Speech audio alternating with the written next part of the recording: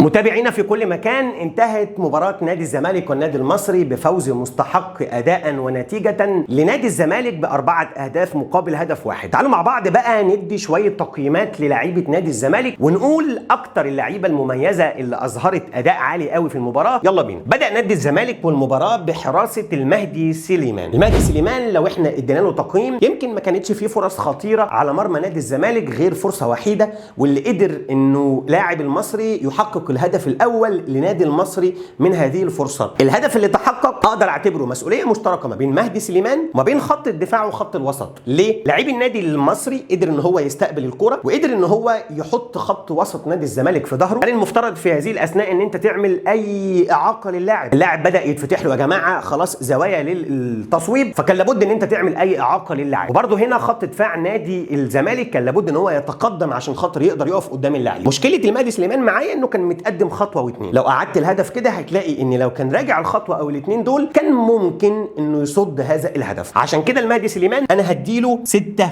من 10. خط دفاع نادي الزمالك هنبدا بعمر جابر. عمر جابر يعني ما كانش فيه اضافه قويه جدا امبارح، وفي نفس الوقت ما اقدرش اتكلم على مستوى حاليا بعد ما كان راجع من اصابه ولسه ما خدش اكثر من مباراه، فهديله برده 6. انما كان عنده كذا فنت حلو عمله مع بيتزيرا، قدر ان هو يوصل الكره اكثر من مره لمهاجمي نادي الزمالك. اما في جهه اليسار بنتايج، فانا بصراحه مستغرب جدا، حاسس ان مستوى بنتايج متراجع جدا. مش ده بنتايج يا جماعه اللي احنا نعرفه. يمكن ما فيش غير شيء واحد يذكر في مباراه الامس، هو التصويبه اللي اطلقها على مرمى النادي المصري، كانت هي دي الخطوره الوحيده. انما على مستوى الدفاع بنتايج تمام، على مستوى الهجوم مش موجود خالص. هل هي تعليمات من كابتن معتمد جمال؟ مش عارف. فبنتايج انا ما اقدرش غير ان انا اديله 5 في المباراه. عندي خط الدفاع حسام واسماعيل. حسام هديله 6 او اسماعيل 6 وحسام ايضا 6. طب ليه؟ اسماعيل يا جماعه ما فيش برده خطوره امبارح ولا هو وحسام على مرمى نادي الزمالك غير في الهدف اللي احنا قلناه. المشكله بتاعت اسماعيل انه بيمسك الكوره لفترات طويله جدا. انا عايزك الكوره تبقى سريعه وتطلع من رجليك بشكل مظبوط. ومشكله حسام معايا بقى هو العكس. حسام بيبدا يقتل اللعب يا جماعه في اثناء المباراه، يهدي الملعب، يكتر قوي من ان هو ينقل الملعب ما بين اسماعيل وما بين بنتايج. حاول دايما يبقى عندك رؤيه ان انت الكوره تنتقل الى الامام. طبعا لما يتفتح لك زوايا للتمرير تقدر انك تعمل ده. حاول انك تعمل كوره عاليه عشان توصل المهاجم بتاعك الى انه ينفرد بالمرمى. عشان كده انا هقول 6. وسط الملعب احمد ربيع اديله برضه 6. احمد ربيع راجع من اصابه، يلعب في وسط نادي ملعب الزمالك اللي محتاج زي ما احنا اتفقنا في تحليل المباراه رئات خاصه. عندي عبد الله السعيد، يمكن مميز جدا عبد الله السعيد، هديله 7. وعبد الله السعيد يا جماعه كتر خيره انه بيعمل الادوار دي ما بين ادوار هجوميه وما بين ادوار دفاعيه في ظل العمر اللي هو وصل ليه عبد الله السعيد، كتر خيره حقيقي. ثم عندي فتوح، خلاص هدي الفتوح 6. يمكن فتوح زي ما احنا اتفقنا انت عايز تاخد منه احسن اداء، لو انت هتلعبه في وسط الملعب خلي واحد يغطي تحتيه وخلي فتوح في الجزء الامامي والهجومي بحيث انه يستلم الكوره او وشه للملعب، يعمل لك خطوره قويه جدا زيه زي ادم كايد. انما انت تعتمد على ان هم يرهقوا جسديا ونفسيا بالدفاع وبالهجوم، فمش هيقدروا يعملوا ده. اوصل بقى لخط الهجوم، عندي بيتزيرا 7. بيتزيرا طبعا يا جماعه لعيب خطير جدا. الهدف الاولاني هو الاسيست، الهدف الثاني بتاع ناصر منسي اللي عمله فتوح ان هو السبب فيه. بيتزيرا طبعا لعيب لا يعلى عليه واتكلمنا عنه وعن خطورته. ثم اوصل لعدي الدباغ وهدي عدي الدباغ 7 برضو. عدي الدباغ لعيب بوكس جامد قوي، لعيب يقدر ان هو يجد لك حلول، لعيب خطاف، لعيب هداف. ونوصل في النهايه للاسطوره منسي 9 من 10. منسي عمل مباراه عملاقه، منسي عمل هدفين ولا اروع ولا اجمل، وما نقدرش نتكلم عن الاهداف دي لان منسي بصراحه قدر ان هو يعمل شغل غير